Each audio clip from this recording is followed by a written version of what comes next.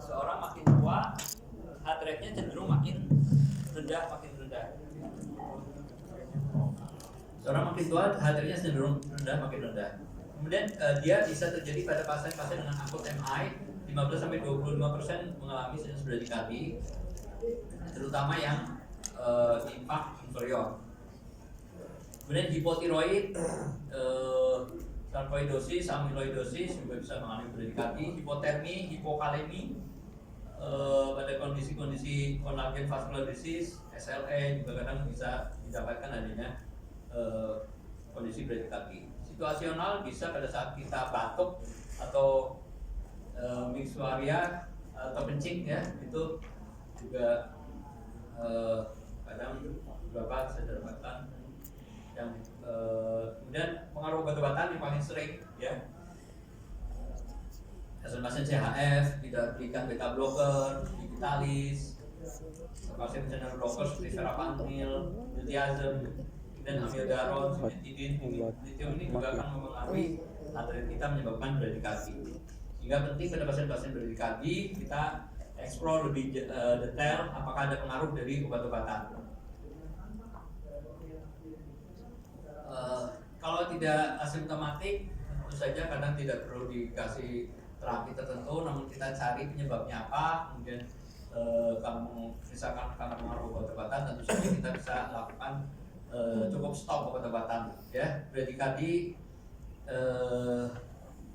karena infark miokard biasanya akan teratasi juga setelah infark miokardnya kita atasi. Jadi misalkan inferior, kemudian kita lakukan primary PCI, bradikardinya juga akan kembali normal lagi. Pada emergency room bisa diberikan atropin,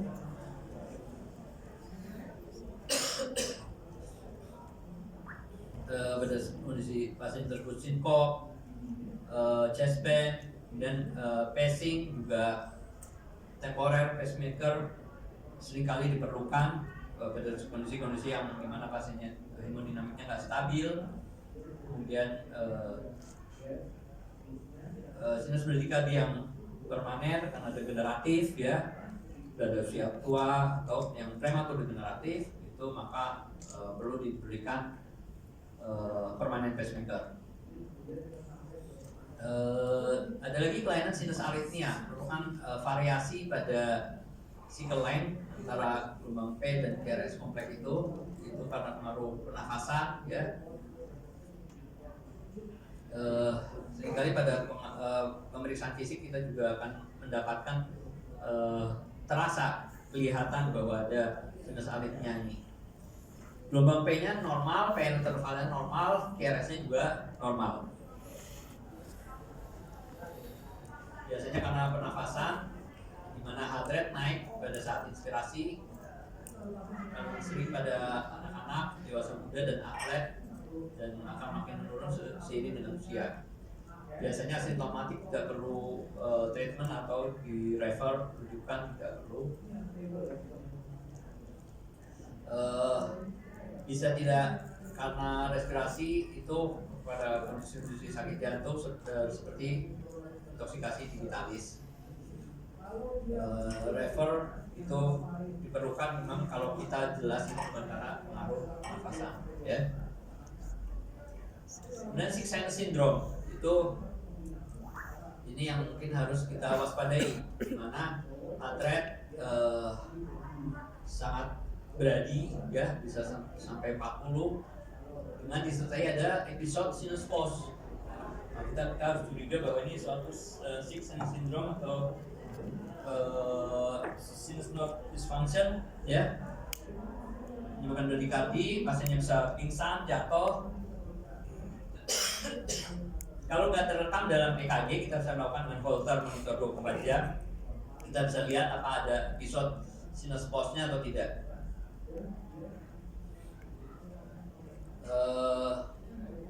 Kadang kita dapatkan ada tachybrady syndrome, yaitu sebagai respon dari bradikardie maka terjadi atrial tachycardia ya, karena pause-nya yang panjang kemudian terjadi respon berupa atrial tachycardia.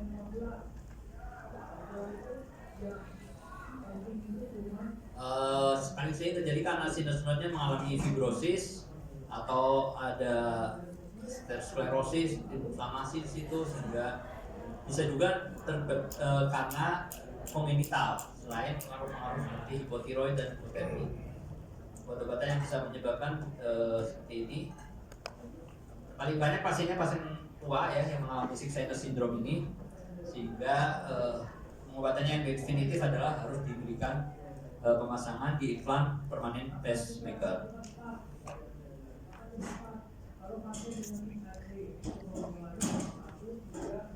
Berikutnya adalah bradyarrhythmia adalah first degree AV block. Ya, ini kelainannya kalau tadi sinus arrhythmia, sinus brady kelainannya pada sinus netnya. Kalau ini kelainannya sudah di level di bawahnya lagi, yaitu di AV node-nya, di mana terjadi pemanjangan PR interval. PR intervalnya lebih dari 200 milisecond. Kalau diikuti dengan QRS yang lebar, maka sebaiknya harus dirujuk ke kardiologis, karena ini berarti kelainannya infrahis ya, hingga kita harus memperhitungkan ada progresi ke second degree atau third degree AV block. Kalau QRS-nya sempit, biasanya asimptomatik. Ya. Yang kedua adalah second degree, ada dua tipe 1 dan tipe 2. Tipe 1 adalah mengebah, dimana kita lihat PR intervalnya makin lama makin memanjang, ya, dan kemudian bisa diikuti blok, ya. Sedangkan yang memanjangnya berapa itu bisa 21 atau 31. Jadi 2 kali memanjang diikuti 1 kali blok, atau 3 kali memanjang diikuti 1 kali blok. Itu yang derajat 2 ke 1. Sedangkan ini masih berkembang, bisa asimptomatik, ya.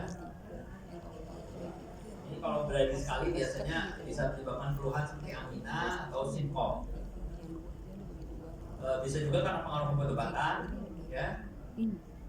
Dan 2-10% terjadi pada long distance pelari-pelari jarak jauh. Terapinya tentu saja kita harus cari penyebabnya apa.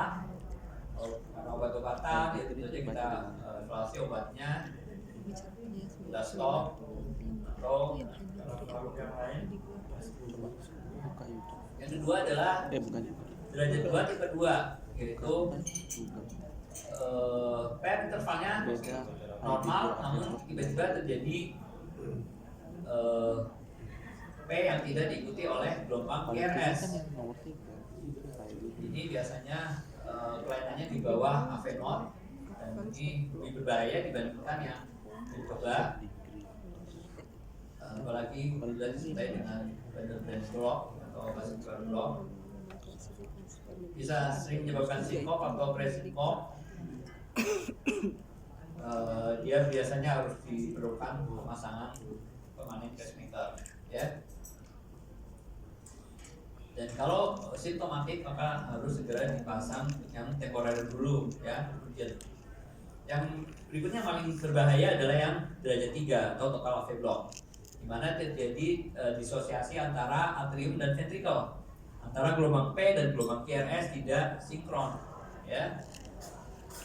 Keluhannya pasti tentu ada dizzy, sinkop, pingsan, sakit dada bisa, failure, heart failure, sesak juga bisa. Bisa merangsang timbulnya ventricle tachycardia atau ventricle fibrilasi, karena untuk merespon bradyarrhythmia. Ini harus segera dipasang pacing, dan kalau Anda dapatkan ya harus segera dirujuk untuk mendapatkan pertolongan sesegera mungkin. Kemudian yang berikutnya adalah takikardi dengan QRS sempit, bisa reguler. Takiaritmia ada 2, takiaritmia dengan QRS sempit atau takiaritmia dengan QRS lebar. Dua-duanya bisa reguler atau irregular. Nah, yang sempit, kalau iramanya irregular maka kita bisa memprediksi kemungkinan ada satu water fibrillasi atau flutter dengan varian AV block. Sedangkan yang reguler SVT, itu bisa atrial flutter, AVRT, AVNRT, dan dengan tachycardia atau VT dengan kompleks ini sangat jarang ya, atau sudah tachycardia ya perusahaannya. Ini contoh EKG SVT.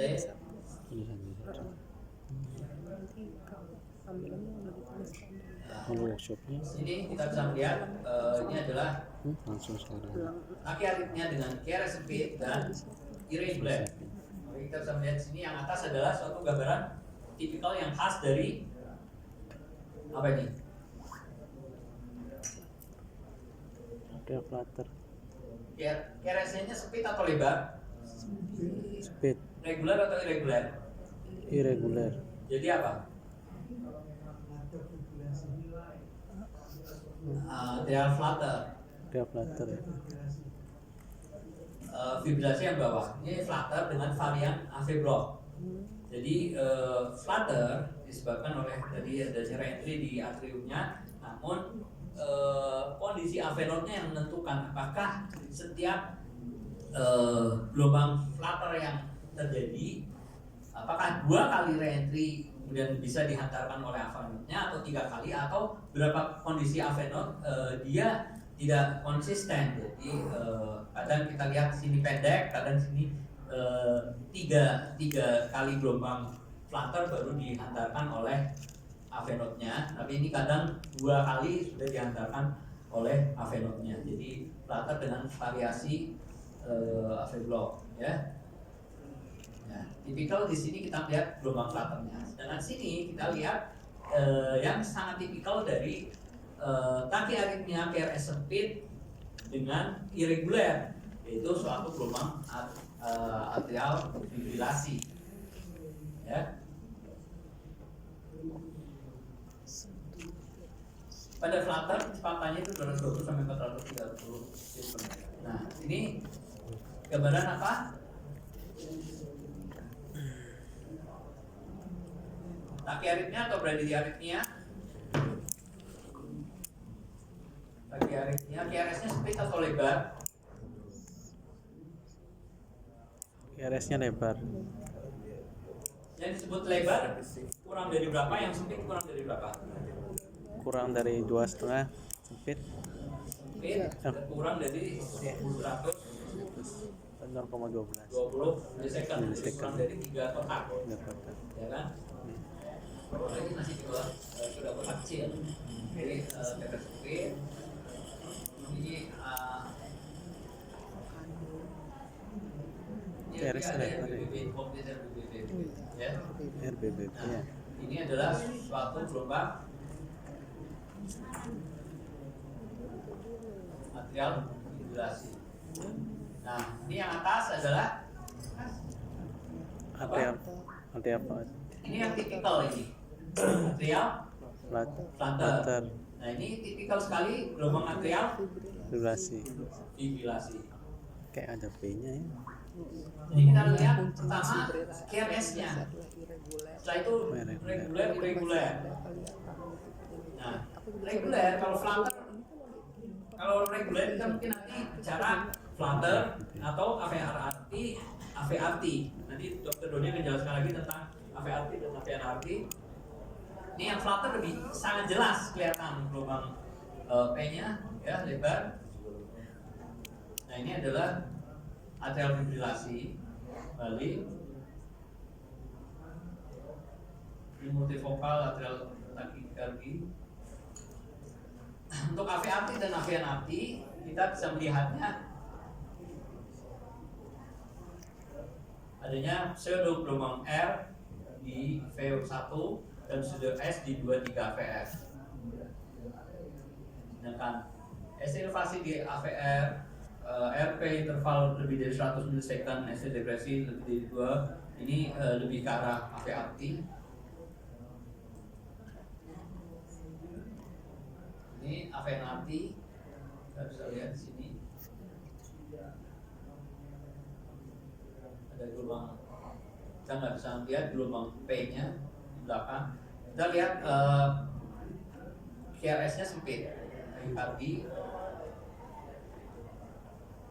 Nah, Ada pseudo S, ini lebih menunjukkan ke arah AV arti. Kalau tidak ada gelombang P, tapi kalau kita bisa melihat ada gelombang P di belakangnya, maka kita lebih cenderung melihat suatu AV arti. Jadi kalau kita tidak bisa melihat gelombang P karena gelombang P-nya tenggelam di dalam kompleks KRS, maka itu AV nodal reentry takikardi. Jadi ini patofisiologinya atau atrioventricle AVNRT, ya, dia adanya dual pathway. Hingga ada satu kondisi tertentu ada atrial extrasystole menyebabkan konduksinya nggak bisa masuk ke pathway-nya. jalur yang slow pathway sehingga kemudian kembali lagi sesudahnya sehingga menyebabkan reentry dan menyebabkan kompleks seperti ini. Sedangkan AVRT sama, namun karena adanya accessory pathway, ya, jadi ada satu extrasystole, kemudian dia masuk lewat accessory pathway, kemudian dia kembali ke AV node, dari AV node kemudian dia menyebabkan kembali lagi ke accessory pathway sehingga menyebabkan suatu reentry di antara atrium dan ventricle, sehingga terjadilah SVT. Antidromic sebaliknya, dari ventricle masuk ke atriumnya lewat AV node, kemudian masuk kembali ke accessory pathway. Itu yang mana? Ini AVRT, ya. Kita bisa lihat di belakang ada gelombang P sesudahnya, gelombang PRS. Ini ortodromic AVRT, antidromic AVRT, ya. Atau fisiologinya. Oh, begitu. Untuk melihat itu, kita bisa lihat juga pada saat dia sinus rhythm, karena biasanya disertai dengan preeksitasi, yaitu tadi sudah dijelaskan ya, preeksitasi yaitu adanya PR interval kurang dari 0,12, adanya delta wave, KRS durasi yang lebih dari 0,12 second, BB-nya. BTW atau ini dari gelombang delta, ya, ini gelombang delta wave. Ini pada saat sinus ada gelombang seperti ini dan kemudian dia bisa suatu waktu mencetuskan AVRT. Dan takikardi dengan KRS lebar adalah VT, SVT dengan ambulans atau SVT dengan preeksitasi, VF. VT adalah kelainan di mana atrium kontraksi seperti biasa, namun ventricle mengalami takikardi. Jadi pada saat itu terjadi disosiasi antara atrium dan ventricle, nggak nyambung. Atrium jalan sendiri seperti biasa, ventricle jalan sendiri dengan kecepatan tinggi. Atrium jalannya tetap 60 sampai 100, ventricle-nya 120. Jadi pada ini adalah VT. Nah, pada VT maka yang kita selalu lihat, kalau tadi AV arti kita melihat takikardi, kemudian di belakangnya selalu diikuti gelombang P karena akan melibatkan atriumnya. Kalau pada VT maka terjadi disosiasi, Anda akan melihat gelombang P yang jalan sendiri-sendiri. Jadi pada saat VT ventricle sedang mengalami takikardi. Ini VT. Yang pada VT kita harus lihat apakah dia isoform atau multiform, apakah bentuknya sama atau berbeda-beda, dan originnya dari mana, sustain atau non sustain, kemudian apakah disertai gangguan hemodinamik atau tidak. Perlu diperhatikan. Maksudnya AF dengan preeksitasi juga menyebabkan takikardi dengan KRS yang lebar. Kita bisa melihat seperti ini, irregular biasanya kalau AF dengan preeksitasi. Ini adalah salah satu kriteria untuk membedakan untuk apakah ini suatu benar-benar VT atau SVT dengan KRS lebar, ya. Yang paling kita bisa lihat adalah adanya disosiasi antara atrium dan ventricle. Kemudian kita bisa melihat kadang adanya capture atau fusion beat. Kemudian di prekordial itu kita melihat konkordan baik negatif maupun positif. Jadi kalau QRS-nya ke bawah semua, kalau positif semua, maka itu lebih cenderung, kalau konkordan seperti itu lebih cenderung ke arah VT. Kemudian kalau RBBB bentuknya, maka QRS-nya lebih dari 140 dengan left axis. Seperti ini. Dengan LBBB QRS-nya lebih dari 160 dengan right axis. Itu lebih ke arah VT. Ini ya, beberapa kriteria yang lain. Algoritma yang lain yang bisa digunakan untuk mengevaluasi VT adalah Brugada algorithm. Kita lihat adanya absence of RS complex di peculiar lead. Kalau ada, dari tidak ada RS kompleks, maka ini suatu VT. RS intervalnya lebih dari 100, ada dari satu peculiar lead, maka ini VT. Ada afek disosiasi, maka ini satu VT. Evaluasi diterita VT baik di V1, V2, kalau tidak berarti SVT. Saya kira ini sudah habis. Sementara yang terakhir adalah fibrilasi.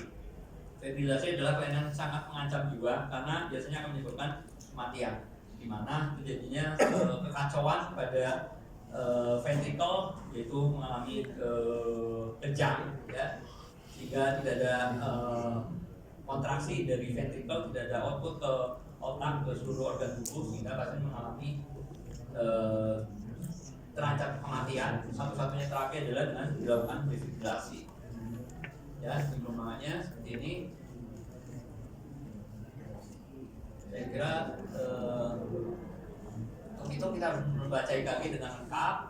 Namanya apakah sinus, tidak sinus, berapa kali per menit, aksisnya, gelombang V-nya seperti apa, apakah normal, PR intervalnya, QRS-nya. Selalu biasakan membaca EKG dengan detail, ya. Kompleks QRS-nya, ST, dan gelombang V-nya.